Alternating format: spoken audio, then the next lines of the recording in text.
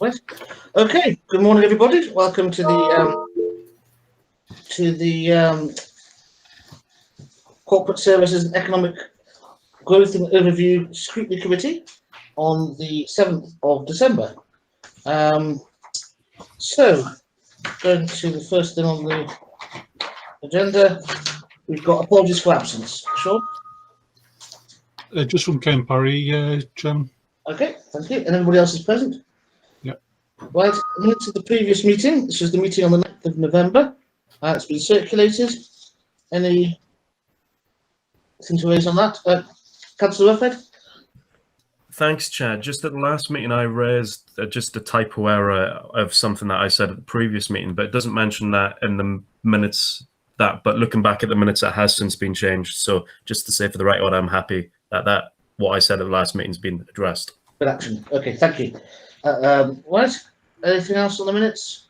No. Right. Moving on. We've got disclosure of members' interests. Any member would like to make a disclosure?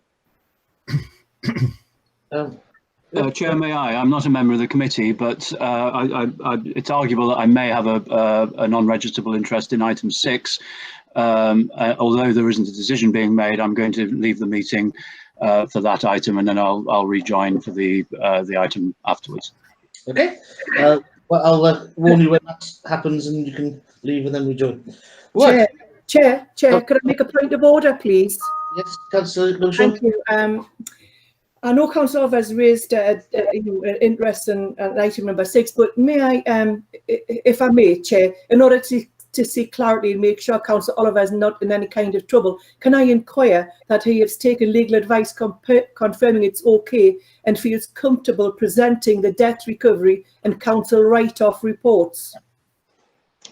I've just covered that, and I don't think I really need to say any more. Thank you. Well, could I please request an adjournment in order to seek legal advice, please?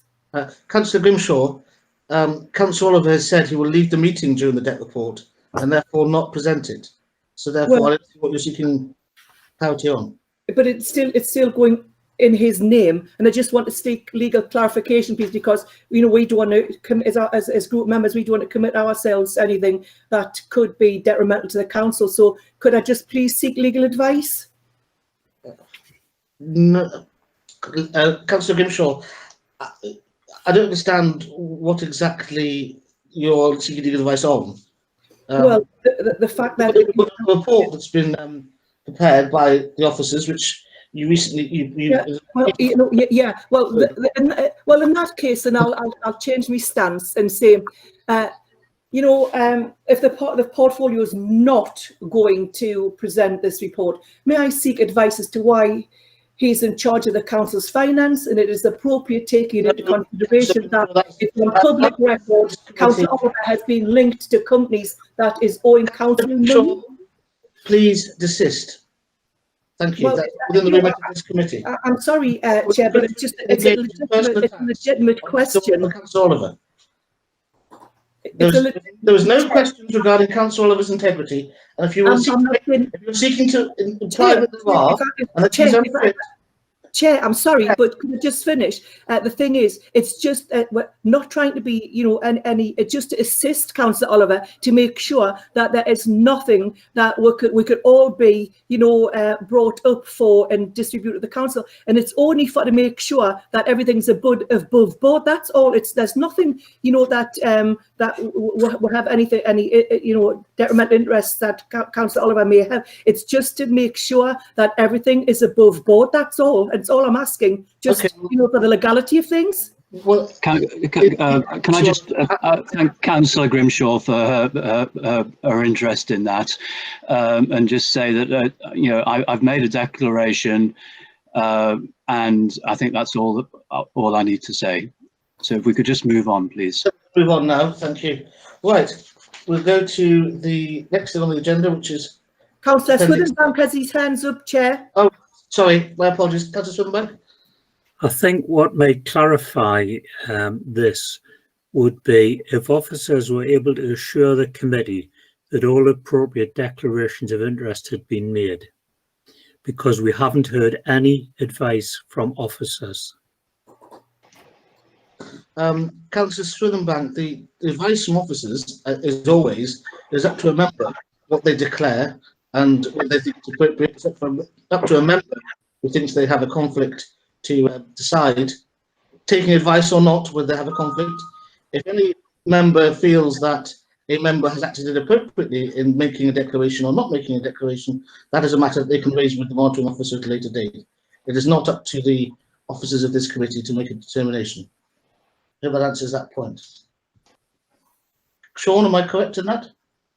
Yes, Chairman. Obviously, I'm your scrutiny officer, so it's not within my remit to give legal advice. The only comment I would make, of course, is that Councillor Oliver is not a member of the committee. He's here at the request and invitation of yourself to present that report. Yes. I wouldn't have anything else to add, Chair. Yes, thank you very much. Right, if we can move on. Anyone else? So some of you are frozen, so if I don't see you waving, that's why. So shout. Sorry, Chair, Councillor Gregor of Heads indicating he wishes to speak. Thank you. Councillor Rufford? Thanks, Chair. Just to be above board here, even though it's already in my declarations of interests, just within one of the confidential reports, the combined authorities mentioned, and of course, I'm a member of the combined authority. Thank you for that declaration, Councillor Rufford. Right, any other declarations? No. Chair, on that basis, I'm a substitute member of the combined authority, so I'll make the same declaration. Thank you, Councillor Oliver. Okay. Yes, Chair, I'm also the substitute. You're a substitute. on the combined Okay, authority. Catherine, we'll take that as read. Thank you. Yes, Trevor? Ditto the last three statements. What's that? I said ditto to the last three statements. Thank you. Thank you very much. So we're very clear that anyone's involved with the combined authority is notified as Chair, appropriately. Councillor Dodd wishes to speak. Councillor Dodd? David, very quickly, David, I am a member of the combined authority, but I'll not be on the call on that, but just so from the start. Just for the sake of completeness, thank you, Councillor Dodd. Anyone else on the combined authority or any other issue? No. Right. That's always. Yeah, likewise as well, Councillor Bourne. Thank you. Likewise, Councillor Stewart. Right. Thank you. Gone. Right. That was fun. Forward plan of cabinet decisions, Appendix A. Sean, can we? Yeah. Chair, this is the forward plan of the decisions to be taken by the cabinet over the next 2 or 3 months. The one report I would highlight, though, is the budget report that's coming to you on the 8th of February.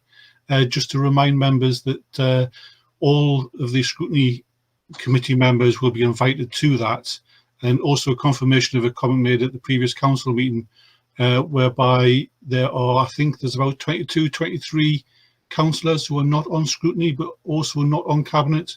So I think the plan is to invite those members to the committee as well. But obviously, yes, there are logistical issues surrounding that, and we'll sort that out near the time. Yeah, thank you, Sean. So just to reiterate, an invitation will go out to all non-cabinet councillors to attend this scrutiny meeting. We'll ask them to apply to say if they want to come, so we'll have an idea of numbers, and then we'll. It would be useful, Chair. Yes. Yeah. Okay. Thank you very much. So moving on to Appendix. This is the Dignity at Work update, and then Councillor Dodd is going to start this presentation. Yeah, thank you, Chairman. This has been going on for quite a while. I have very little to add other than obviously events and COVID does not help this process one little bit. But as I say, this report is just purely an update from the July meeting, and I'll hand over to either Gordon Stewart or Kelly Angus on this one. But there's nothing really to add. Thank you. Agree with that. Thank you, Kelly. Thank you, Chair, and thank you, members. The report's been circulated in advance, so I'm just going to take some pertinent points from the report, the presentation, and just share that. I wasn't proposing to share it again on screen unless that was deemed to be necessary by everybody.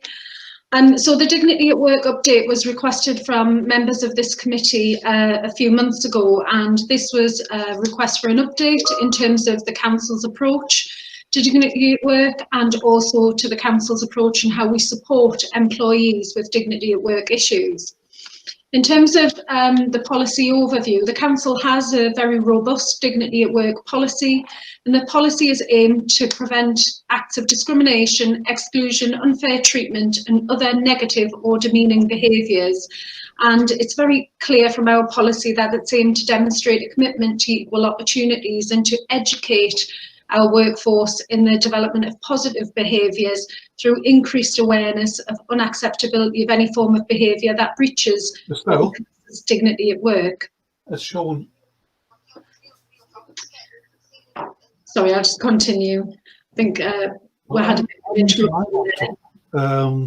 And all I've done is I've clicked.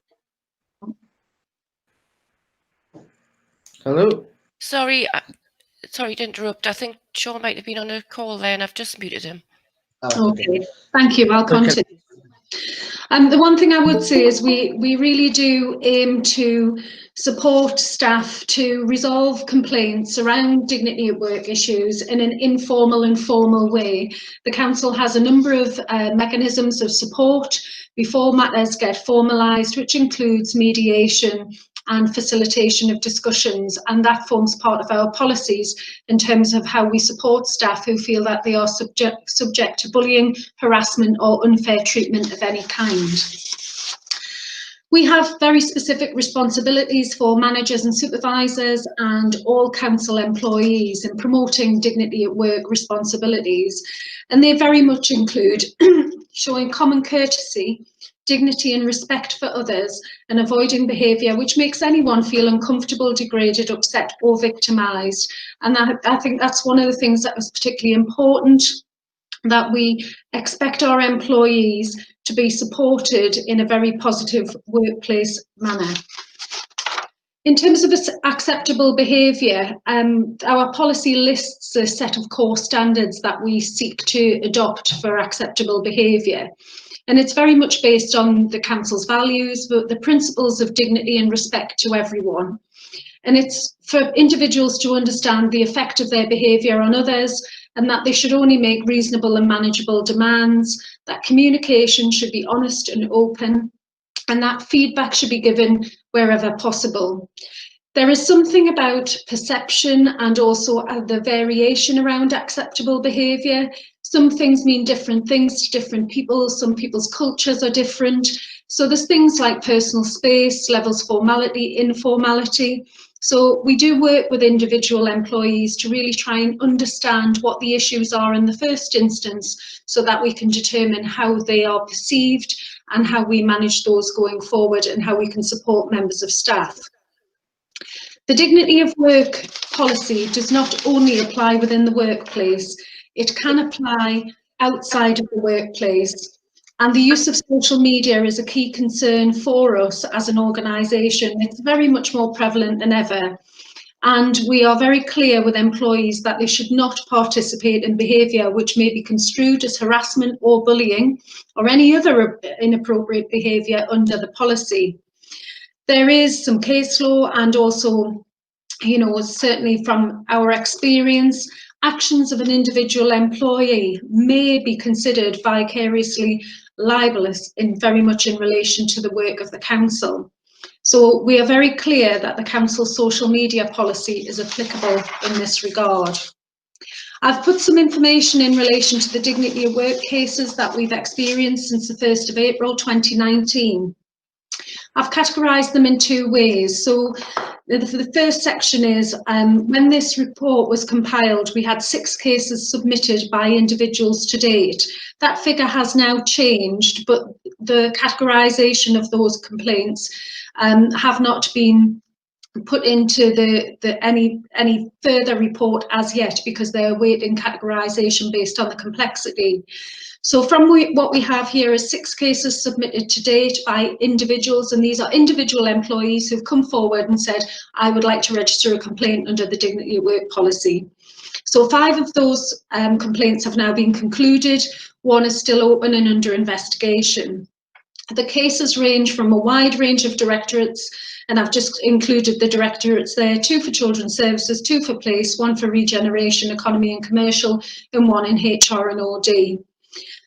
In relation to all of those complaints, 6 of them were not upheld and no further action was taken. But in 4 cases, some very constructive recommendations or action plans were provided to managers and employees, which we hope will certainly be useful. We also had a number of 7 cases which were submitted as whistleblowing complaints. 6 of those are concluded, 1 is still open. Again, those are 2 in children's, 2 in place, 2 in education and skills, and 1 in finance. The outcomes for those were 2 were not upheld and no further action. 1, there was an informal resolution. In 2 of those cases, there was training for managers completed, and in 1 of those cases, a disciplinary investigation has commenced. I think it's really important to note that in terms of the culture of the organisation, the other methods of reporting dignity at work issues can come through a variety of routes. Sometimes we receive information from trade union colleagues, and who in turn can either raise issues with HR or with line managers or with occupational health. The council has a safe call service, which is a telephone line or an email web form that individuals can raise any concerns at any time. Individual employees can contact HR or internal audit in line with the whistleblowing policy and the dignity at work policy. Our health and wellbeing champions can raise concerns on behalf of employees. And also in relation to elected members, the recourse there is through the Code of Conduct. And also other processes often show us that there are issues relating to dignity at work, and that may be through disciplinary investigations, grievance investigations, issues around equality and diversity, and sometimes an occupational health referral or sickness. So when an individual perhaps is feeling unwell, sometimes there are issues raised further down the line which identify with us that there's dignity at work issues. I think it's important to note that the council takes dignity at work very seriously.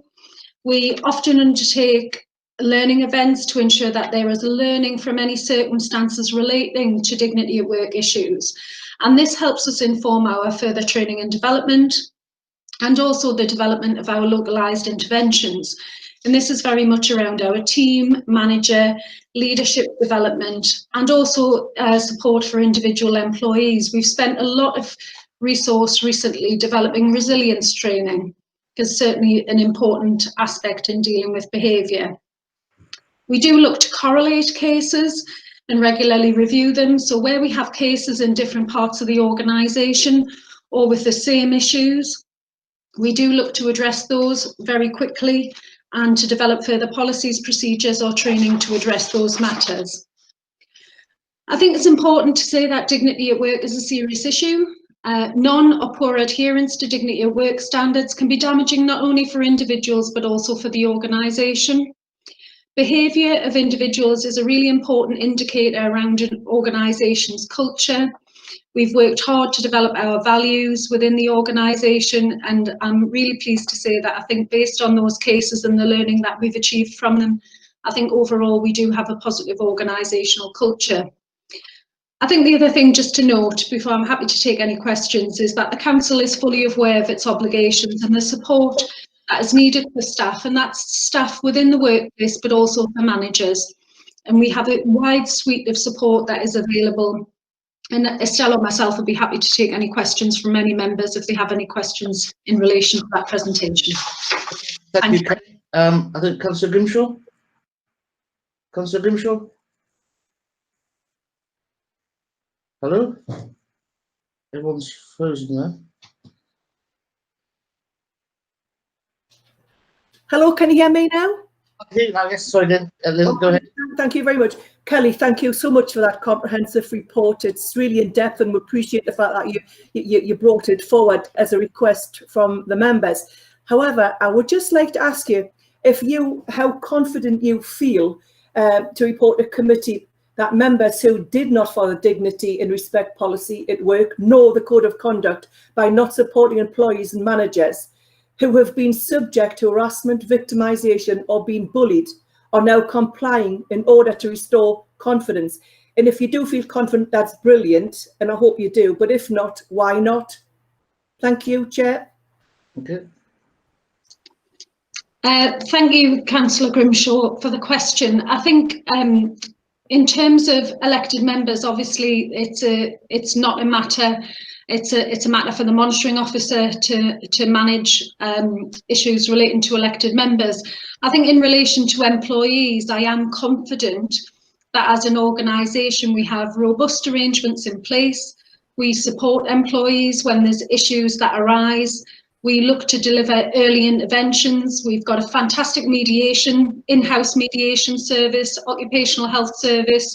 We recognise that there are occasions when perhaps there are differences between employees and that needs to be managed. So from a workforce point of view, I am very confident that we deal with these issues. And I think everybody knows the routes, or certainly is able to obtain the information for the routes in order to make or raise concerns within the workplace should they wish to do so. Thank you. Thanks, Kelly. Thanks, Chair. Okay, thank you. Any other members? Now, again, a lot of you are frozen, so please speak up if you're waving your hand. There's only someone moving. Oh, Councillor Ruffhead. Councillor Ruffhead. Thanks, Jan. Thanks, Kelly, for bringing this report to committee, because I think it came about from your previous report that we requested. And I know from having conversations with you previous committees that you are passionate about equalities and diversity, and probably one of the best practitioners in the country for that. But in terms of, you're talking about, you know, dignity and respect and things like that. At a previous council meeting, I think about a year ago, where the council unanimously resolved for its corporate documents for both, you know, like the Constitution, employee handbooks, things like that, and documents that for the public engagement and things, that we were going to be a bit more progressive and use neutral terminology, not like talk about he or she or like staff, and keep consistent terminology, you know, with member, officer type thing. And I know that the LGA have recommended that councils should use more progressive language in their documents and use more consistent terminology. But just looking briefly before this meeting today at some of the corporate documents, a year later we still haven't updated those documents, and without identifying anybody within the council, probably by us being so narrow-minded as an authority by not making those changes, even though we actively do support people, but it's probably sidelining quite a few people within the organisation. And I think we just should, as we previously agreed at a full council meeting, actually just use the terminology that we agreed. And it's a bit more of a retrospective work. And as you say, it might just be a case of, you know, people who are responsible for authoring those documents, just telling them for whenever the draft future things, just to make sure that we are going above and beyond in terms of being inclusive of everyone. Okay, thank you, Councillor. On that basis, I mean, there's two things there. There's one, sort of the Constitution, and the other one is sort of more, I think, about house style of documents. Is that right? You know, reports are written, they're written in a certain house style. Do we have a sort of house style lexicon of appropriate words? Kelly, is that a thing you would know about? Yes, Chair, I'm happy to come back on that. In terms of the Constitution elements, I think it would be helpful if we went back and reviewed what was actually agreed and recirculate that to all officers and members, because I think that would be helpful. I think we have a standard style report template, but it's, you know, our inclusion and our equality and diversity journey is a progressive one, I would say, as an organisation. But I would say we absolutely still have some work to do in relation to how we should I say, lead the equality and diversity agenda and inclusion agenda as an organisation. I think house style and language is an important one, but very much actions and behaviours are the thing which is going to make the significant change.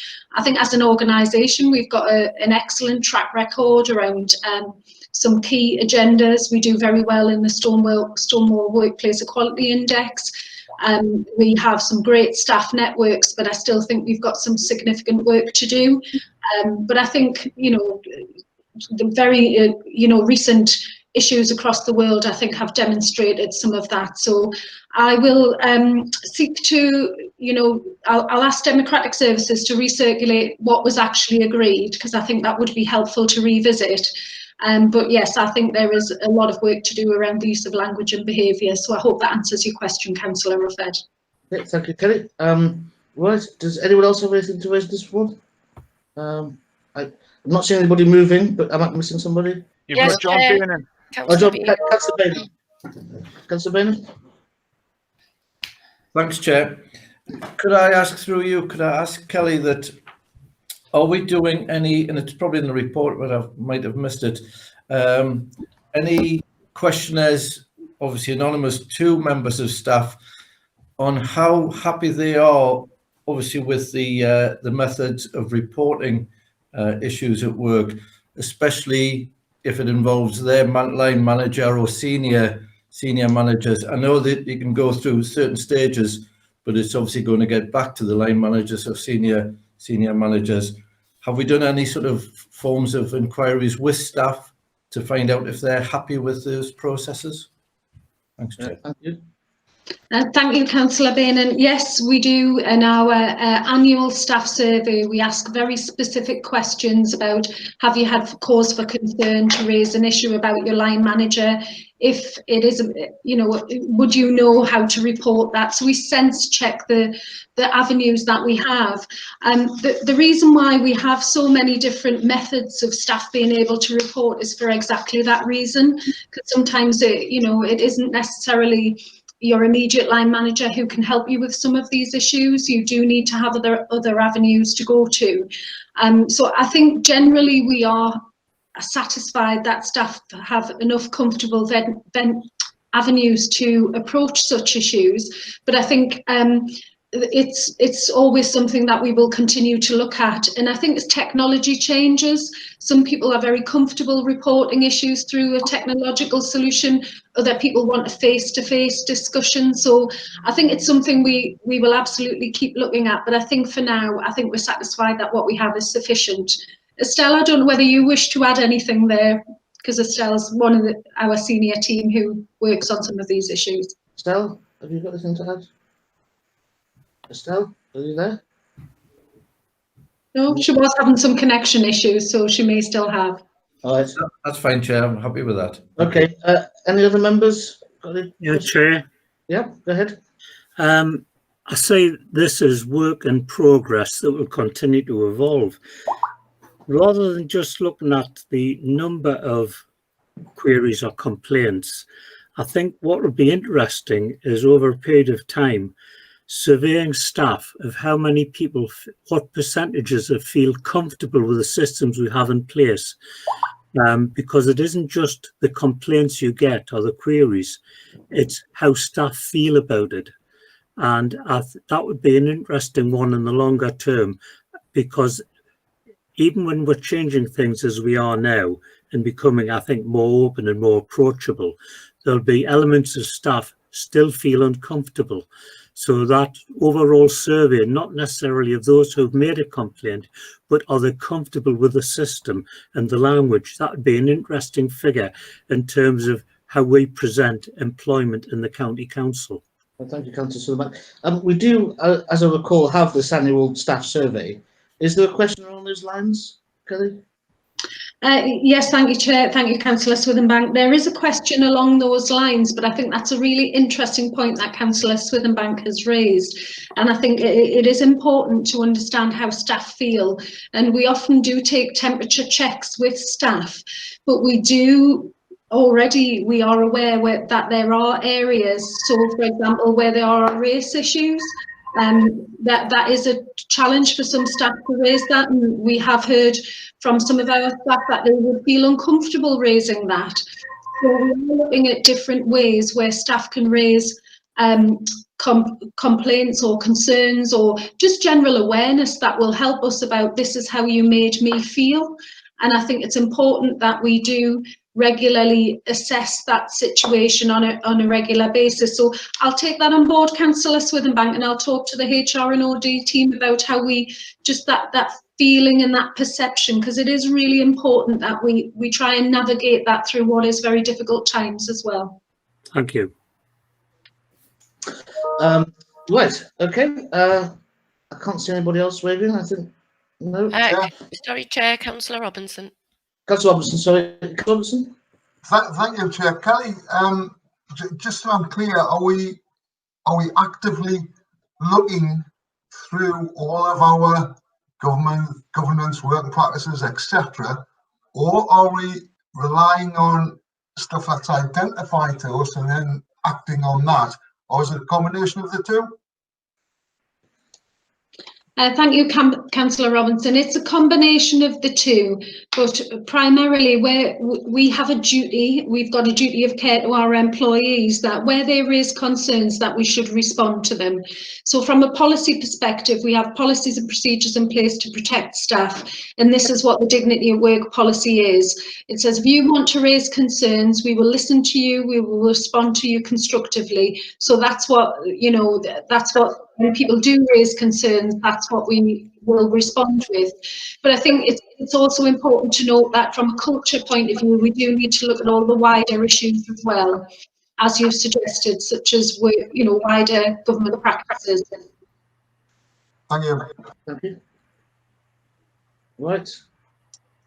What else would I like to speak? Again, sad, sorry, most of my faces are frozen. Yes, Chair, Councillor Grimshaw. Oh, thank you. Councillor Grimshaw? Thank you, Chair. Kelly, I wonder if I could just include something else on maybe it's the next report, and how employees respond to members bullying employees. So it would be interesting to find out if we've got, if you have a percentage in that as well, and perhaps in the next report, please. Yes, I'll speak to the Deputy Monitoring Officer, and we've got that information, we can include it, not a problem. Thank you, Kelly. Well, that's a very good point, Councillor Grimshaw. Could we also include instances of accusations from members of bullying by staff on the same report? Oh, I'm sure we can include all of that information, Chair. Not a problem at all. Thank you. Chair, Councillor Seymour. Councillor Seymour? Thank you, Chair. Yes, in organisational behaviour with HR, it can be very difficult, especially with people that are frightened to say something because of their line manager and whether they'll lose their job if they say anything.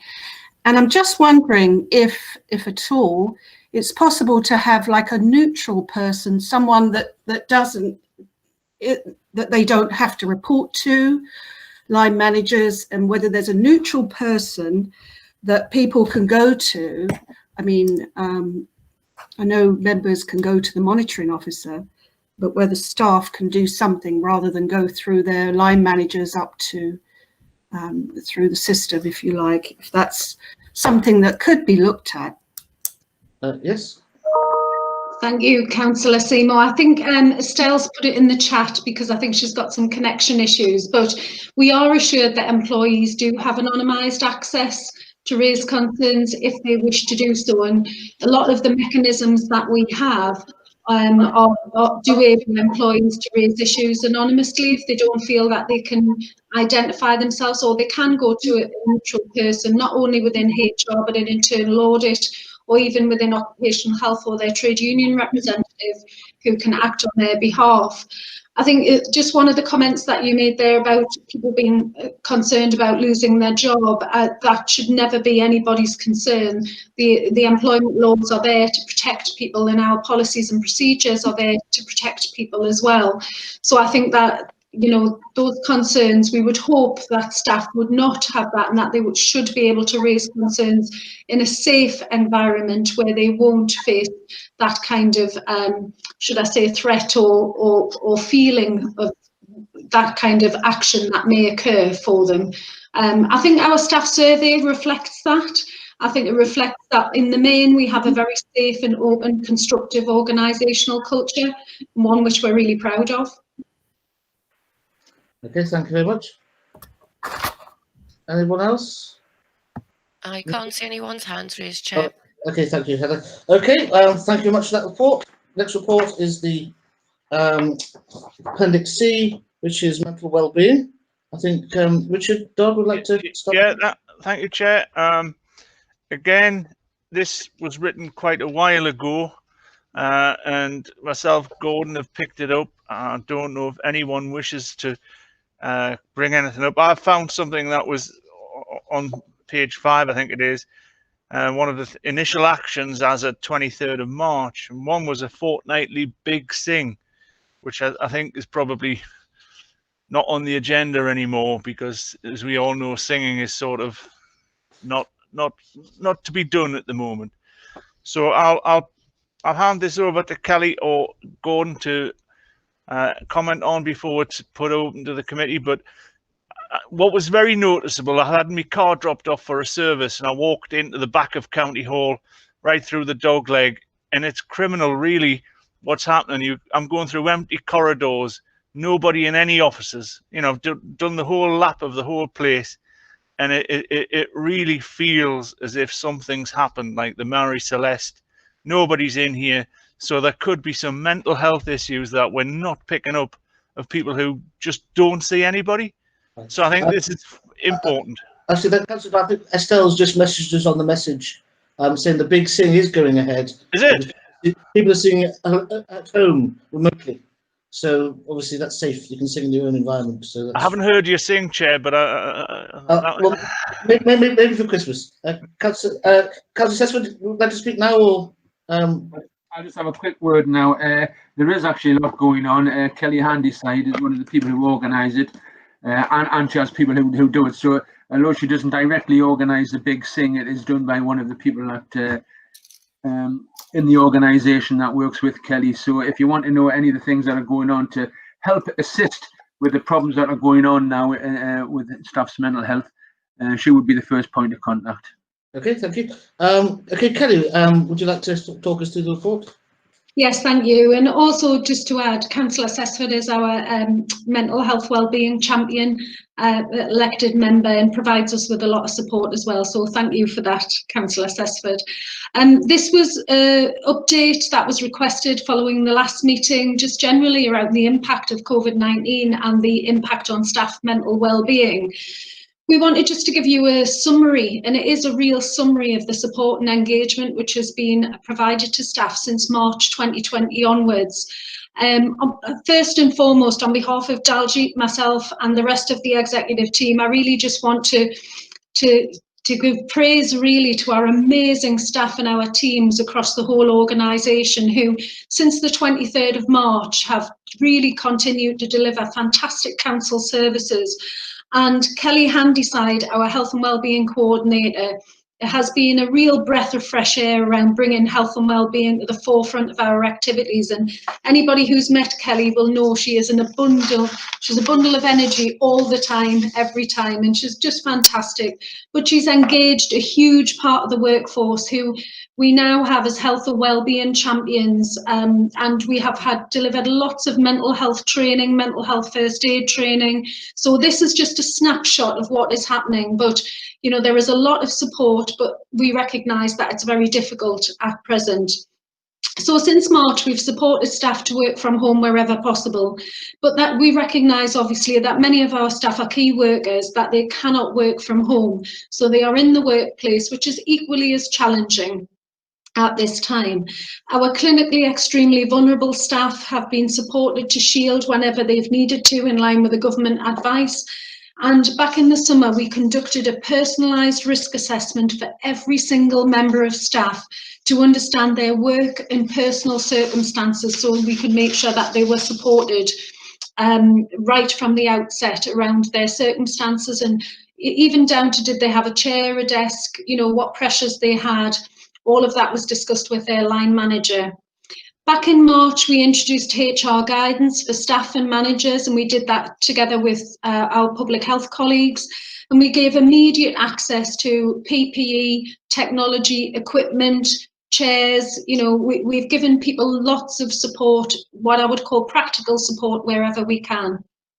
At the first outset, around the first lockdown, we started doing daily briefings for managers and staff, and that included specific briefings around health, well-being, financial support, and Daljeet's Chief Exec briefing has continued. Even now, it's at least once a week, sometimes twice a week, just bringing staff up to date on what's been going on. We have mental health network sessions, we have calm space sessions, we have lots of support for staff around just, you know, checking in with people today. How are you? How are you feeling? We've had lots of COVID self-help guidance. We've given daily tips and challenges. We've had virtual drop-in sessions, including the staff networks, and even our staff who've been clinically extremely vulnerable, who've been shielding. We've done dedicated virtual drop-in sessions for them, where the executive directors have dropped in and just said, how's it going? How are you feeling? The fortnightly Big Sing has been a huge success. It ranges from The Greatest Showman to Frank Sinatra, and you know, and also from the West End. It's something that staff really enjoy, and they have a great time on the virtual Big Sing now. So you know, that's fantastic. We have instructor live fitness sessions, musculoskeletal support and guidance about sitting, you know, properly, physio, kind of taking breaks. And we've provided our staff with financial well-being and assistance. The most recent sessions have been around loan sharks and how to avoid loan sharks and how to manage your money. That is a big issue for many people, and it's not necessarily those who are the lower earners in our organisation. It's those who you would deem who earn a healthy salary, but actually are challenged by debt, kind of other commitments, and so we're really trying to support people wherever possible with financial well-being. We've delivered care packages to individuals which have had self-help guidance and some lovely produced in Northumberland goodies just to give them a little treat at home to say, you know, we understand this is really difficult for you and we want you to be supported. Our mental health network has been running mindfulness sessions, yoga sessions, lots of varying different activities for people to get involved in. We recognised early on that people really did miss having a cup of coffee, meeting people in the corridor. So we've developed a buddy scheme where people can buddy up with somebody, have a virtual catch up, and that's somebody who perhaps they wouldn't ordinarily work with within their team. And we also brought in a COVID helpline and email address where people could just email and say, my daughter said this or my mum said that and I'm really concerned about this. And we could actually respond to them with some really accurate information, and if we didn't have the answers, our public health colleagues were supporting. The personalised risk assessments that we did back in the summer, they covered all aspects of COVID-19 circumstances about an individual's health, their health risk, the equipment and support that they required, and we completed just over 99% of all of those, so that was over 4,000 personalised risk assessments. The remaining ones were individuals who were on long-term sick leave or maternity leave are the only ones who haven't been completed. A quality assurance exercise was completed by Occupational Health and HR just to make sure there was everything in there that we needed and that we had enough information to provide make a really robust decision about the risks that an individual was posed at home, and where necessary we provided additional support to them. We did a further pulse survey back in July, and we got nearly a 40% response rate on that, and over 83% of employees found regular briefings helpful, and also over 83% of staff felt that they knew enough about COVID-19. We asked a very specific question as to whether the organisation was taking the health of employees seriously. And over 600 employees rated that 10 out of 10. They said absolutely that we are, which was great. We've continued to provide support for staff after first lockdown and into second. Our shielded employees have continued to receive tailored support. And now we also have a wide range of apps and applications available through external providers. So we've continued with the Instructor Live for people that keep physical activity. We have a sleep app, Sleepio, Daylight, Silver Cloud for promoting exercise, sleep therapy and mental health support. We've also delivered specific events for Mental Health Awareness Week, Men's Health Week, Gambling Awareness Week, Men's International Health Day. From June onwards, Kelly Handyside has been doing fundraising and wellbeing activities, and these have she's given them really catchy names, but we've had Reach for the Moon in June, we've had Reach for the Sky in July, 50 Mile November. I've never seen so many staff walk 50 miles, and some stunning shots of Northumberland posted on the staff Facebook page. And in December, we now have Winter Wheelers, which is to encourage people to cycle, and the 30-mile Santa Walk in December. Some great activities that staff have really engaged with. We're also running a Thrive at Home campaign to provide tips and support to continue working from home healthily. Our flu vaccinations are continuing for all staff, and that includes those staff who are carers. And our staff Facebook page has got multiple daily posts on there about really inspiring activities.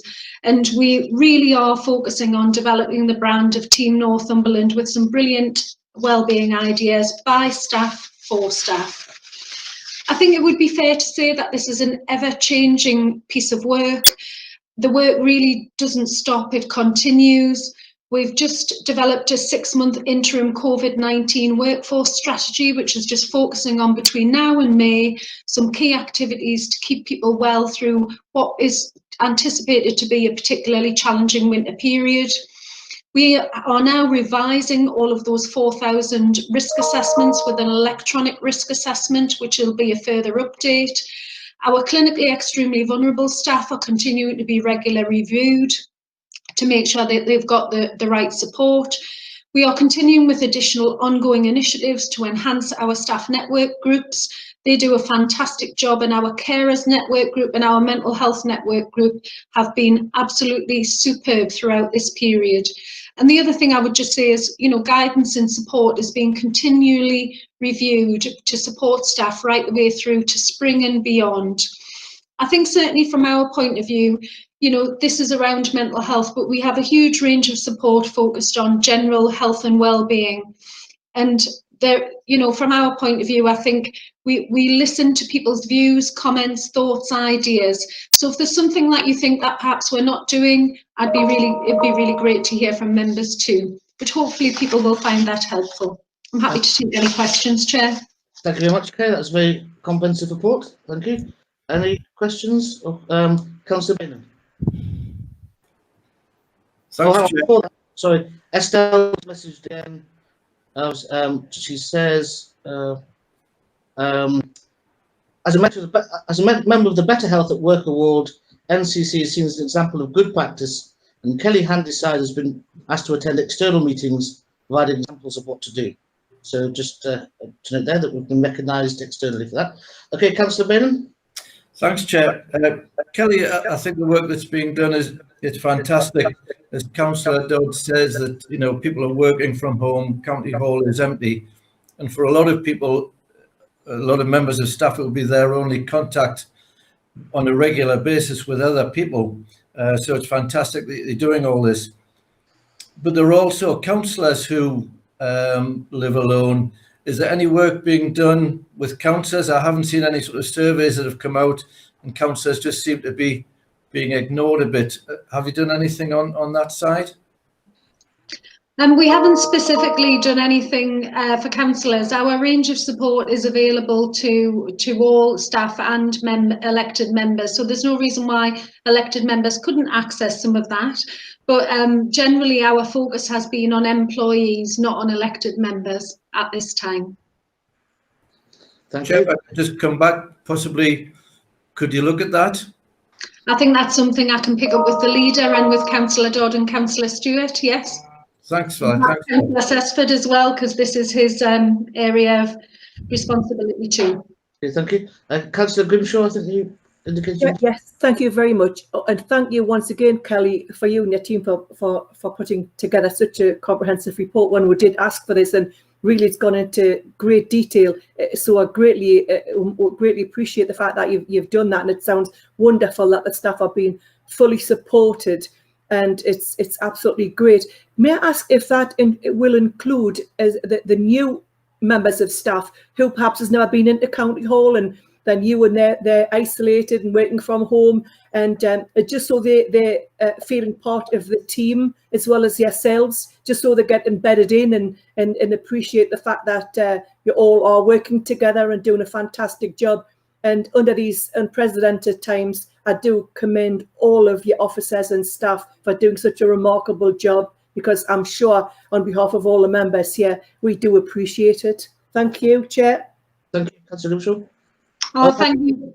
So Estelle's just answered that one on the chat again. She says, new members attend induction and Kelly Handyside attends the session to highlight support.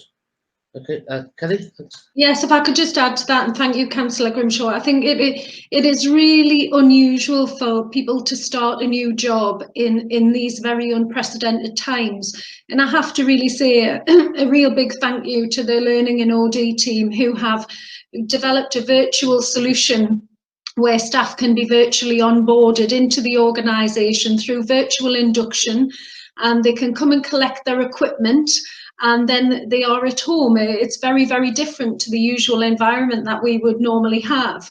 I think the one thing I would commend fantastically is teams. Teams throughout the organisation have really stepped up to make sure that their staff feel virtually welcome in what is very challenging times. I think as we move forward through the next few months, we will need to monitor that closely. We were hoping to have some hybrid ability for staff to be part in the workplace, part at home. We do have many teams that are doing that.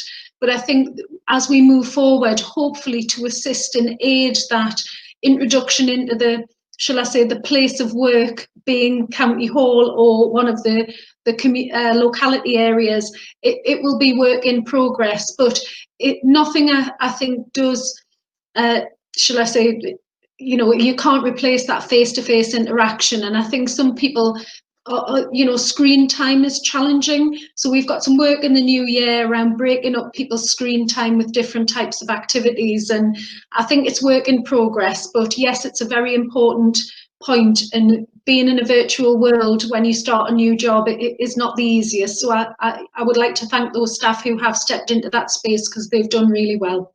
Okay, thank you very much. Any other questions on this report? Again, I can't see one waving. So, Councillor Dodd and Councillor Seymour. Okay, Councillor Dodd first, please. Yeah, thank you. On John Bainan's point, I do think members would benefit from some of these initiatives.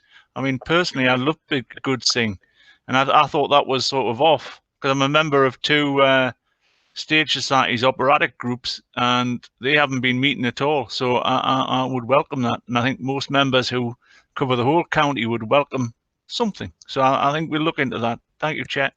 Okay, thank you. Councillor Seymour?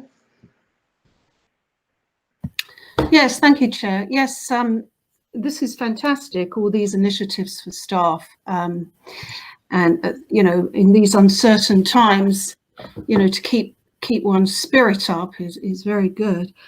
I'm just concerned that perhaps I don't want to overload staff with all of this, and I just wonder if you need more staff to administer all of this, and just wondered how you're coping actually with it, really. Thank you, Councillor Seymour. I think it is challenging at present. I think people have got heavy workloads, and any additional impact on mental health is challenging. I think the one thing I would say is we have managed very well with the resources that we've had. We have encouraged staff to develop their own activities, and they've developed some fantastic activities which have got the whole organisation engaged with. I have to say, anything we do with pets is always a big win. The dogs always seem to come out. We've ran virtual dog competitions, and you know, so there's been some very pragmatic things which have come from various different parts of the organisation. I think we're doing okay resource-wise. But the other thing I would say is there has been significant saving to the organisation as well. By developing these interventions and some of the more flexible ways of working, we have seen a significant reduction in sickness absence figures. And that's something which I think is very important for us to take forward as whatever the new world that we enter into becomes. Okay, thank you very much. Anybody else waving? Sorry, Chair. Councillor Roughhead. Councillor Roughhead, please go ahead. Thanks, Chair. Just following on from Councillor Seymour's point a little bit, but from a different angle. Is there any way that the council can have a look at like analytics of, when staff are accessing like the workload? I was just thinking, how we've recently changed the Outlook. It tells you that, you're online at so many hours a day. This is the time that you're ideal working. But is there a way that that can be analysed corporately? Just because I was thinking, as we're talking about mental health, there could be some proportion of the staff that are missed out a little bit in terms of being identified as, maybe a little bit more vulnerable to things, that if they've got care responsibilities, that they could end up working through the night. Because I've noticed, in interactions with officers, that sometimes you see that they've sent an email like at 2-3 o'clock in the morning, and it's just, if there was a way of monitoring that and somehow somebody from HR getting in touch, and is that their choice through like flexi hours that they prefer working at that time for their lifestyle, or is it a case of they feel overwhelmed in capacity? Thank you, Councillor Roughhead. I think that it's a really interesting point around flexible working, and our carer staff network have done quite a lot of work on developing a carer staff passport, in terms of so people can really understand the caring responsibilities and encourage managers to be flexible wherever possible. I think that is work in progress. I think unless you've been a carer, sometimes it's very challenging to understand the nature of those caring responsibilities. And I can say that myself, having a child with disabilities, it's not always been easy to get people to understand why you might do things at various hours. But I think the council does have very flexible working arrangements, and I think that's a positive. But I absolutely agree that could also be to the individual's detriment as well. And I think with Chris Thompson is obviously, that's one of the things we're keen to look at. The other thing is around internet usage as well, and kind of how that's done, and on what, monitoring of sites, etc. There's a piece of work which has started but needs to be a bit more refined as to how we use that. But we'll definitely take that on board and kind of have a look as to how we monitor that in relation to our flexible working policy. So I'm happy to report back at a future meeting if that would be helpful. Okay, thank you, Kelly. Anybody else waving? Heather? I can't see anyone's hands raised. Okay, thank you. We'll move on to the next item, which is the debt recovery report. I think Councillor Oliver has left the meeting. So we'll just go straight to, I think Graham is going to talk us through this. Yes, thank you, Chair. Morning, everybody. This is a regular update report that we provide to members. Just basically details the management of income, which is obviously crucial to enable the council to continue funding services. The collection of income is governed by the debt recovery policy. I am aware that there's a lot of detail in this report now, and obviously going through each individual line would be quite a task. So I propose really just to go through some of the main highlights, and then obviously I'm willing to take questions at the end. So really the purpose of the report is to just provide an update of the position as at the 30th of September 2020. So that's from the April to September period. However, the report does contain quite a lot of detail from previous periods for context, and obviously to identify where there is some variance.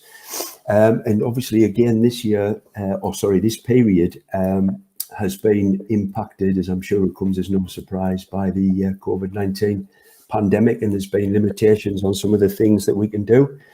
So taking it as in the order it's in the report, the first thing is write-offs, and there is a breakdown of the income streams with a total so far for the current year of 292,275, and that's in paragraph 5.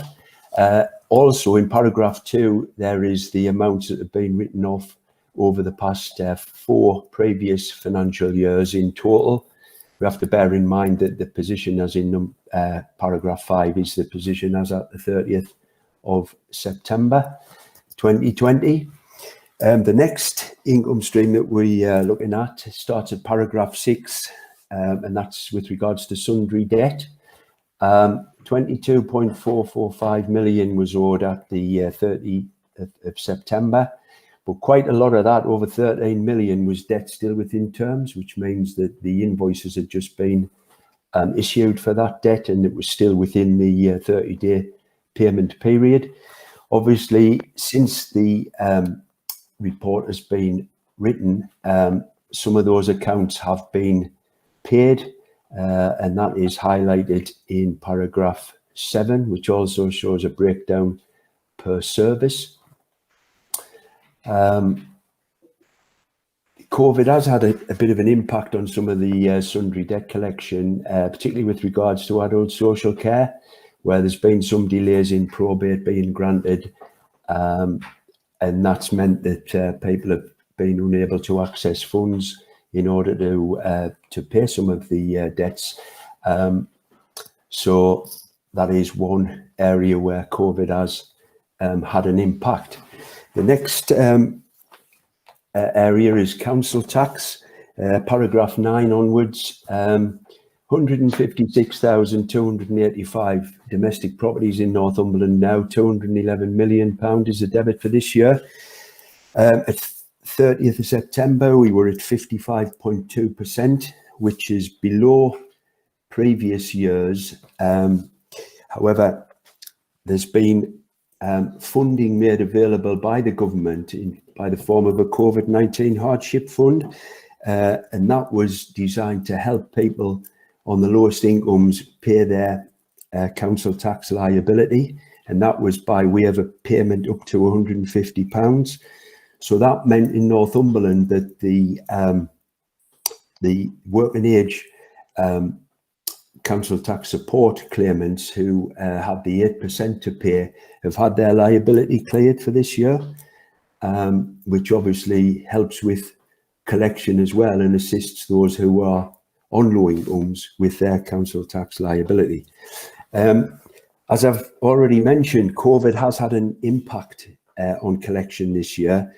Paragraph 22 shows the recovery notices that have been issued historically for the past 4 years.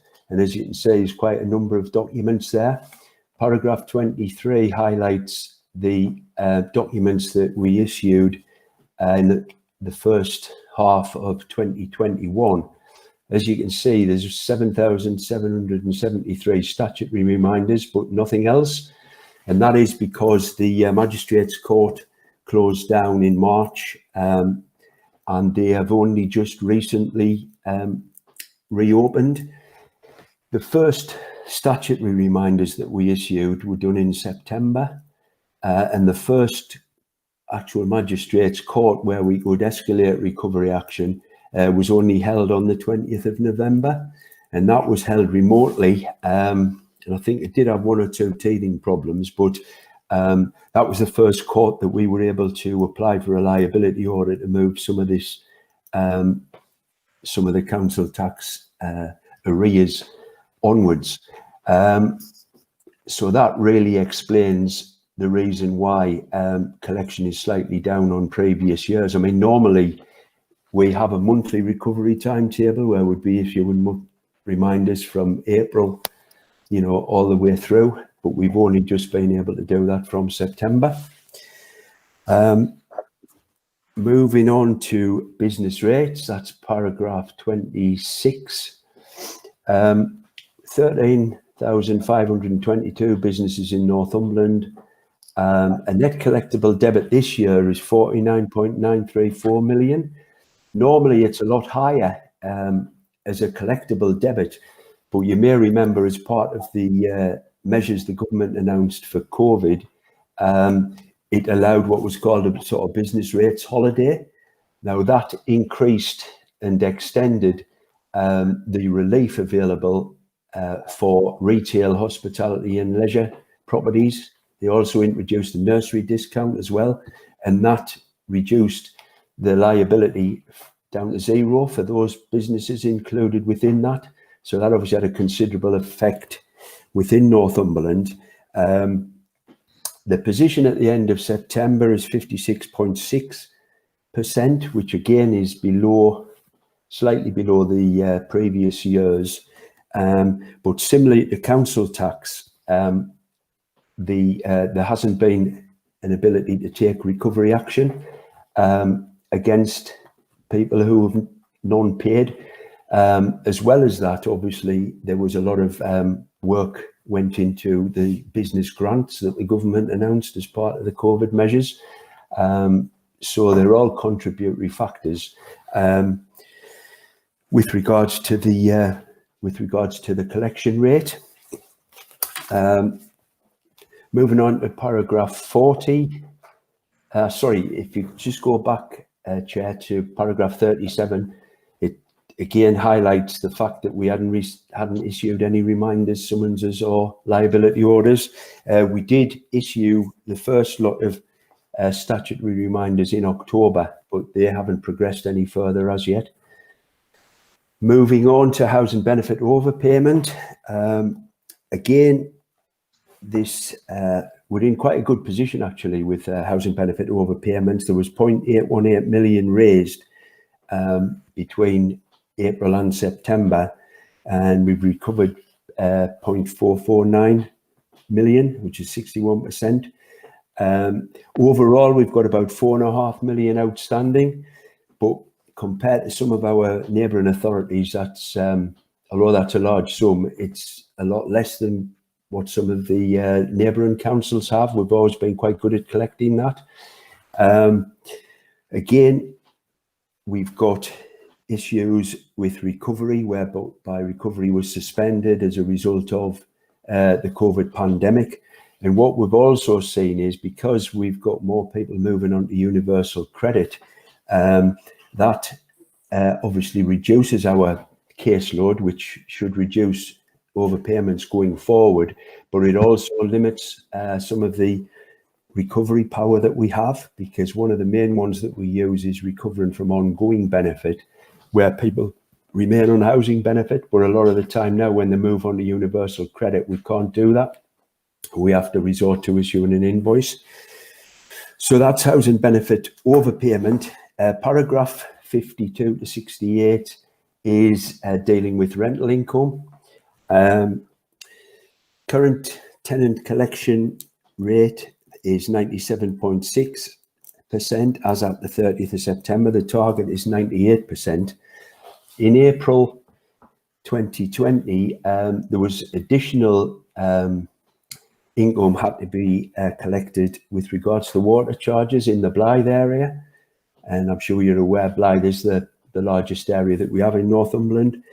As a result of COVID, there's been a greater focus on staff being sort of more flexible and more supportive, and a more flexible effort really to sustain tenancies. You know, obviously what is a difficult time.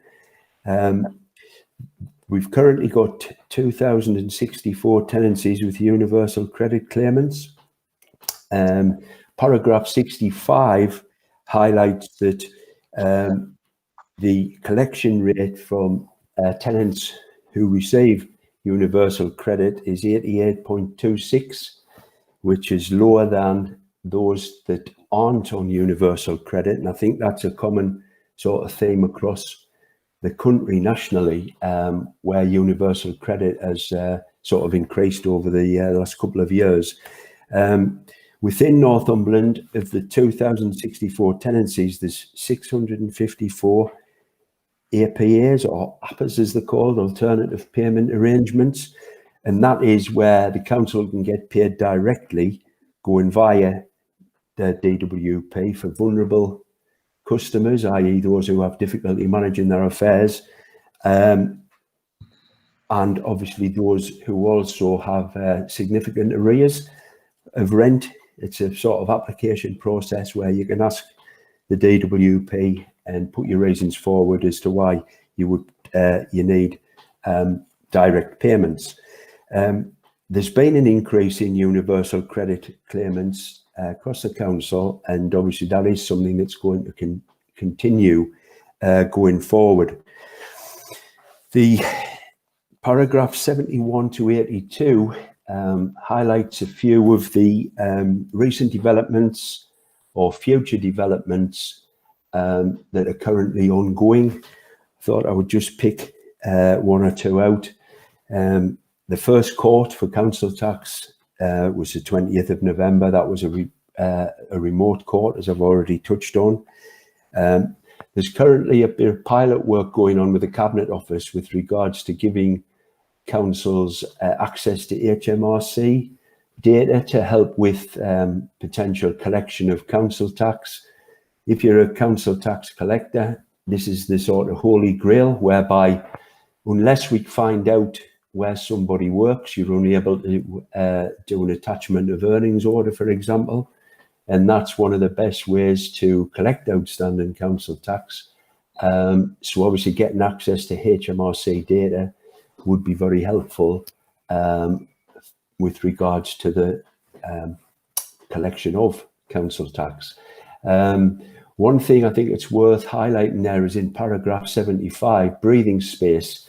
This is new legislation which comes into force, I think, 4th of May 2021. And this is something which Citizens Advice and Money Advice, etc., have long wanted. And this is, as it says, really, it's a breathing space of up to 60 days for people who have debt issues.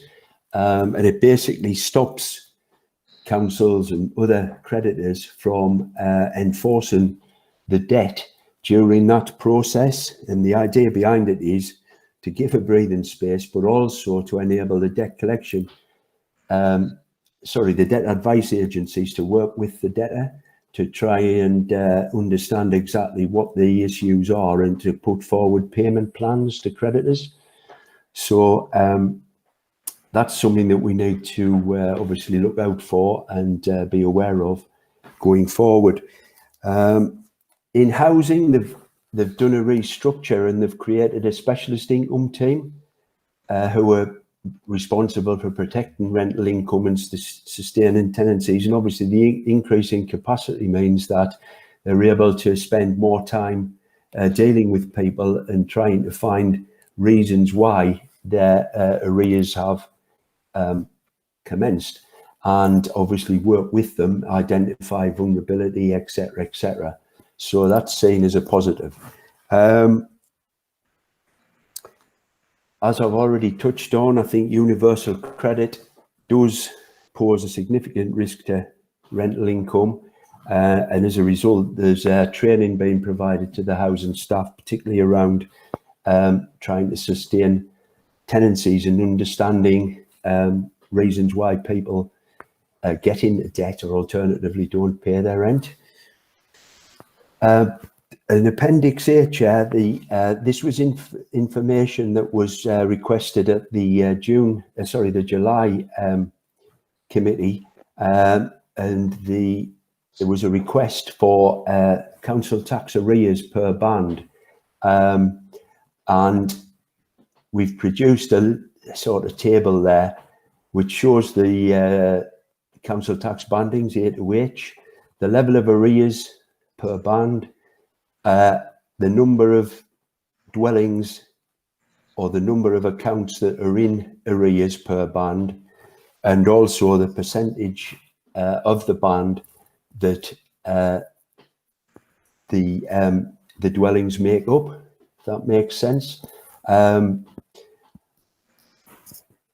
Fundamentally, Chair, the report is an update report, and the recommendation is that the contents of the report are noted. Okay. And obviously, I'm happy to take any questions.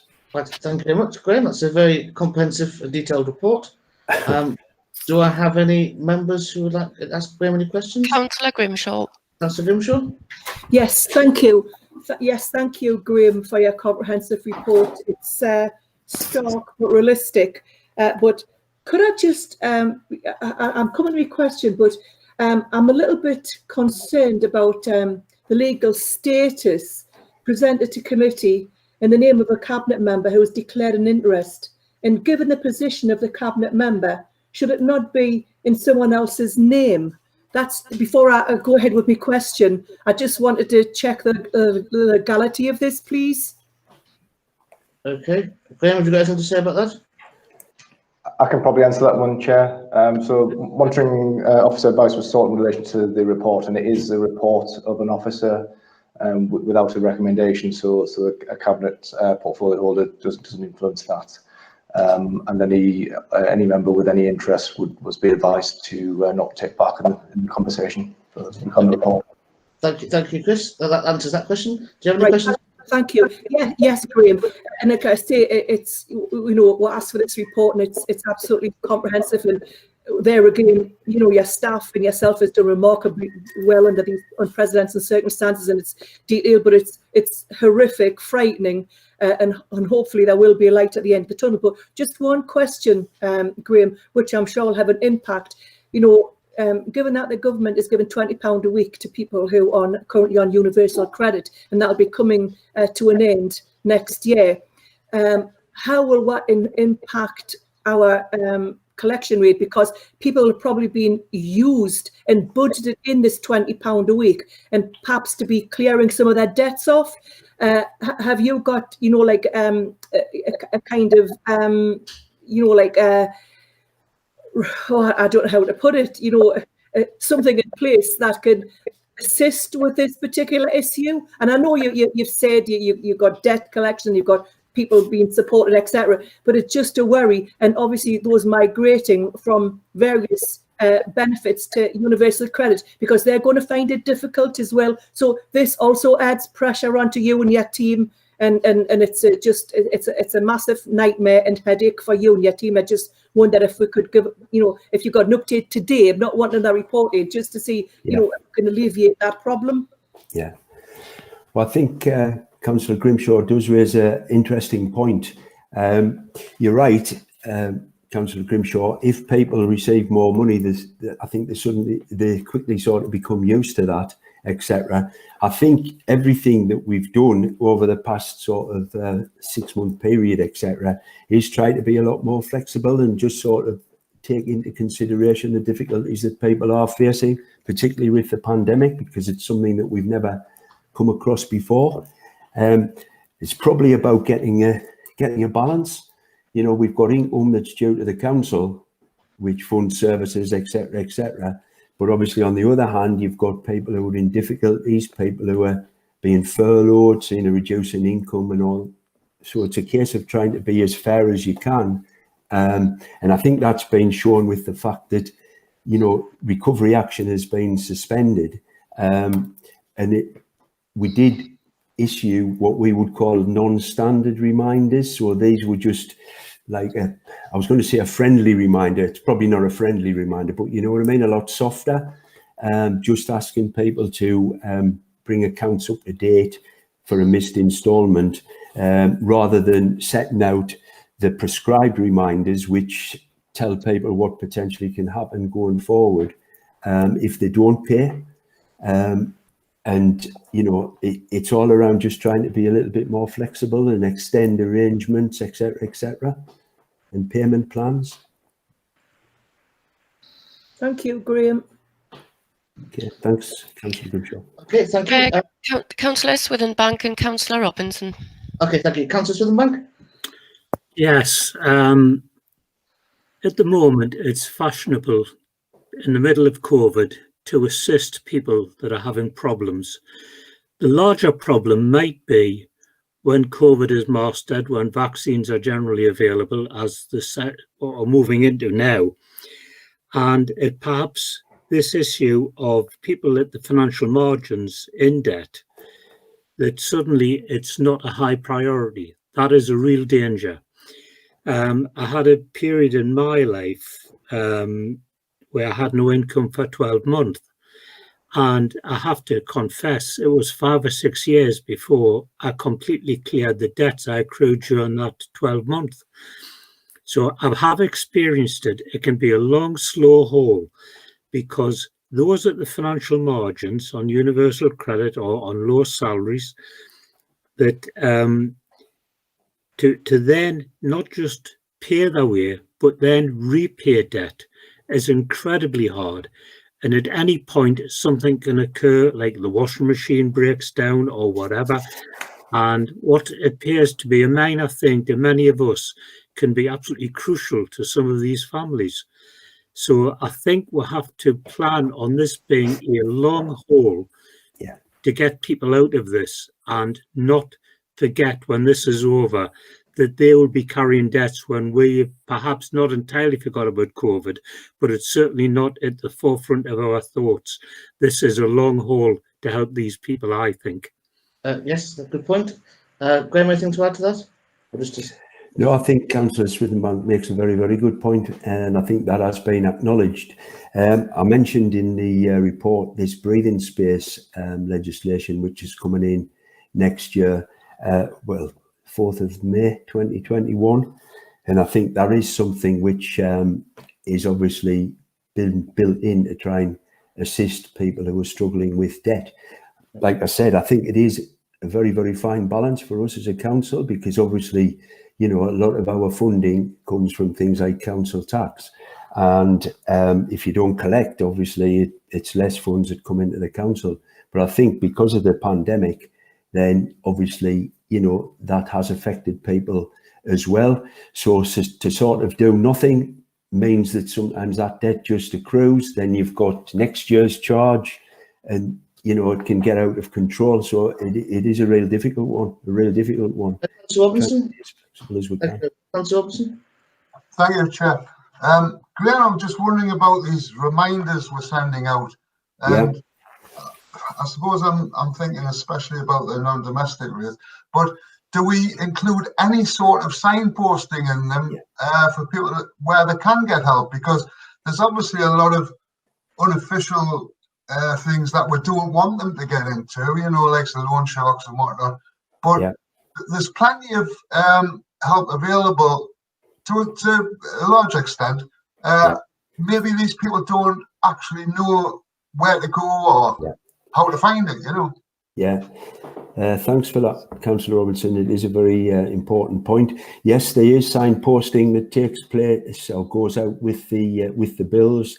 Obviously, our staff as well have close links with Citizen Advice Northumberland, and we will signpost and refer on where we think it's appropriate. But in order to answer your question, yes, there is signposting that goes out with the bills, etc.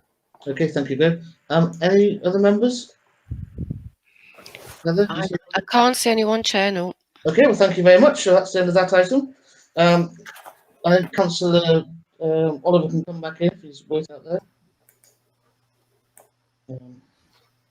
Right, let's move on to Appendix E, which is the Corporate Services Monitoring Report. Sorry, Sean. This is just what's there. Yeah, we obviously this highlights that you've only got 4 meetings left before the end of the current term. You can see you're quite busy in January and February. Yeah. I can bring members' attention to the monitoring report. Clearly, as you've only essentially got the March and April meetings to add items to, if there are any issues that you want to bring forward from previous meetings, if you can get in touch with either myself or the chair, we can see if we can facilitate that. But, okay, thank you very much. Nothing to add to that, Chair. Right, okay. Now, if I move that we exclude the press and the public and turn off the recording, is that carried? Is that agreed? Chair, sorry, you need to go through the date of the text. Oh, sorry. Yeah. I'll read the blurb so everyone knows while we're going into session. So it's this under Section 100A brackets 4 of the Local Government Act 1972. The press and public be excluded from the meeting during consideration of the next item, which is exempt information as set out in Part 1, Schedule 12A of the 1972 Act. The public interest in maintaining the exemption outweighs the public interest in disclosure for the following reasons. And then it's got information related to financial or business affairs of any particular person, and the public interest in maintaining this exemption outweighs the public interest in disclosure as the commercial interests of a third party and commercial negotiations on land would be prejudiced. So are we happy to agree that we exclude the press public on those grounds? Yeah. Okay. Right, so we can turn off the recording. That turned off. Can I just check? Sorry, Ross, is the recording turned off?